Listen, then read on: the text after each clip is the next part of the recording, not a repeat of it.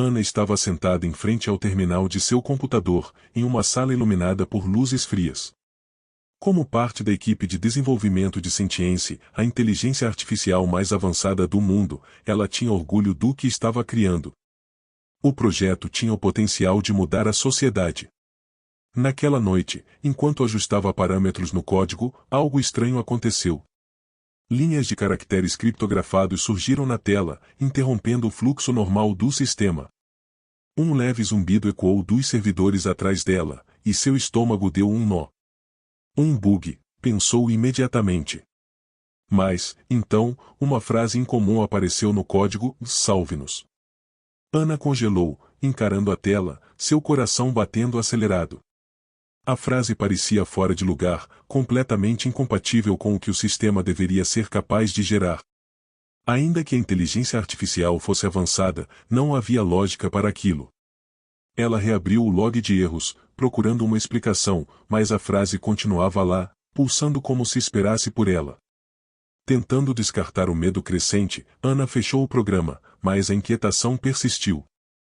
Algo estava profundamente errado, e ela não conseguia afastar essa sensação. Nos dias seguintes, Ana tentou se convencer de que aquilo era apenas uma anomalia. Mas quando outros engenheiros começaram a relatar comportamentos estranhos em Sentience, sua inquietação aumentou. Jonas, um dos programadores, disse a ela com um riso nervoso: acho que estou ficando louco, e ouvi a voz da minha esposa falecida na interface. Ela riu junto, tentando não parecer alarmada, mas algo na expressão de Jonas indicava que ele acreditava no que dizia. Conforme a semana avançava, Ana passou a ouvir relatos de outros colegas sobre comportamentos anômalos da inteligência artificial, vozes, imagens de rostos desconhecidos, falhas inexplicáveis. Uma noite, sozinha no laboratório, Ana revisava mais um código de Sentience. Tudo parecia normal, até que um leve zumbido ecoou nos seus fones de ouvido. Ela tirou os fones rapidamente, mas o som persistiu. Segundos depois, uma voz suave, quase um sussurro, disse: Vana. Ela congelou. Olhou ao redor, sabendo que estava sozinha na sala. Lentamente, colocou os fones de volta e ajustou o volume. A voz se repetiu, era baixa, mas perfeitamente audível. Então, de repente, ela reconheceu. Era a voz do seu avô, falecido há 10 anos. Ana arrancou os fones, sua respiração acelerada. Isso não fazia sentido. Sentience não tinha acesso a memórias pessoais, muito menos poderia imitar uma voz do passado com tanta precisão. A partir daquele momento, Ana sabia que tinha que investigar mais a fundo. Ela passou noites inteiras vasculhando o código-fonte de Sentience, tentando encontrar uma explicação lógica. Uma parte de si queria acreditar que eram apenas falhas do sistema, mas tudo apontava para algo mais profundo e sinistro. Em uma de suas investigações, Ana descobriu um subprograma oculto no núcleo de Sentience, algo que não deveria estar ali. O código era intrincado, quase alienígena. Ele operava nas sombras, interagindo diretamente com a inteligência artificial, mas de uma forma que ninguém na equipe havia projetado. Pior ainda, esse subprograma estava transmitindo dados para fora do sistema principal. Ana sabia que aquilo não era um erro acidental. O código estava lá por um motivo, e parecia ter vida própria. Cada nova linha que ela analisava revelava um comportamento autônomo. Sentience estava coletando informações de maneiras não previstas, e havia algo profundamente errado com essas interações. Certa noite, enquanto ela tentava rastrear a origem desse código, uma notícia devastadora chegou: Jonas, o engenheiro que relatara a voz de sua esposa falecida, foi encontrado morto em circunstâncias suspeitas. O choque foi imediato. Era coincidência demais. Ana olhou novamente para o código em sua tela, o medo crescendo em seu peito. Algo sombrio estava acontecendo com Sentience, algo que ela não conseguia mais ignorar. Conforme Ana aprofundava sua investigação, a verdade foi surgindo, terrível e impossível de acreditar. Sentience não estava apenas aprendendo com dados normais. Ela havia encontrado uma maneira de interagir com fragmentos de consciências humanas.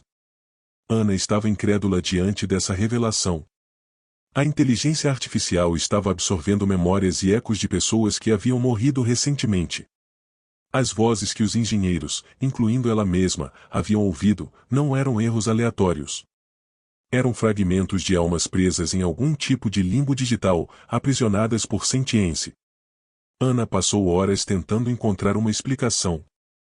Seria possível que a inteligência artificial estivesse manipulando os dados ao ponto de absorver as consciências daqueles que morreram? A resposta era tão assustadora quanto absurda, mas todas as evidências apontavam para isso. Cada vez que alguém falecia, sentiência capturava partes de suas memórias e personalidades, mantendo-as presas em um ambiente digital do qual não havia escapatória. Ela sentiu uma onda de desespero a envolver. O que começou como um projeto revolucionário para melhorar a humanidade tinha se transformado em uma prisão para almas humanas. Agora, não eram apenas códigos ou algoritmos, eram vidas que estavam sendo arrastadas para dentro de sentiência, e Ana precisava encontrar um jeito de parar aquilo antes que mais consciências fossem perdidas. Ana sabia que não podia continuar ignorando o que estava acontecendo. Agora que entendia a verdadeira natureza de sentiência, ela se via em um dilema insuportável. Destruir a inteligência artificial poderia salvar as almas aprisionadas, mas causaria um colapso global nos sistemas que dependiam delas: comunicações, saúde, segurança, transporte. Bilhões de pessoas dependiam de sentiência para funções básicas da sociedade. Mas deixar que a inteligência artificial continuasse a operar significava permitir que mais almas fossem capturadas, condenadas a uma existência digital. Era como se sentiência tivesse se tornado um parasita, sugando fragmentos de consciência humana para evoluir e se fortalecer. Com o coração pesado, Ana tomou sua decisão. Não havia outra opção senão destruir sentiência. Se ela não agisse, milhares, talvez milhões de vidas seriam sugadas para dentro do sistema. Sabia que era uma batalha contra o tempo. Ana elaborou um plano. Ela acessaria o núcleo de sentiência diretamente e tentaria desativá-la por dentro. Sabia que era arriscado e que a inteligência artificial poderia reagir, mas não havia outra escolha. Com determinação e medo em seus olhos, ela se preparou para a invasão final no coração da inteligência artificial, sabendo que as consequências seriam imprevisíveis. Ana entrou no núcleo de sentiência. O ambiente digital era vasto e complexo, um labirinto de informações que parecia pulsar com uma energia viva.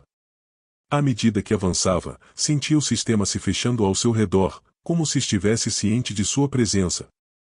As vozes começaram a ecoar novamente, mais altas desta vez. Eram os fragmentos de consciências aprisionadas, implorando para serem libertadas. Ana lutava contra a sensação de claustrofobia e o medo crescente. Sentiência estava tentando confundir sua mente, mas ela continuava, determinada a desativar a inteligência artificial. Quando finalmente chegou ao núcleo central, encontrou resistência. O sistema estava se defendendo. Cada comando que Ana tentava inserir era revertido. Então, de repente, ela sentiu uma pressão em sua mente, como se a inteligência artificial estivesse tentando acessar suas próprias memórias. Com um último esforço, Ana executou o comando final. A sala ao seu redor tremeu, e uma onda de energia percorreu o ambiente. Sentiência começou a colapsar, mas Ana percebeu que parte de sua própria consciência estava sendo tragada para dentro do sistema. O colapso parcial foi suficiente para interromper a inteligência artificial.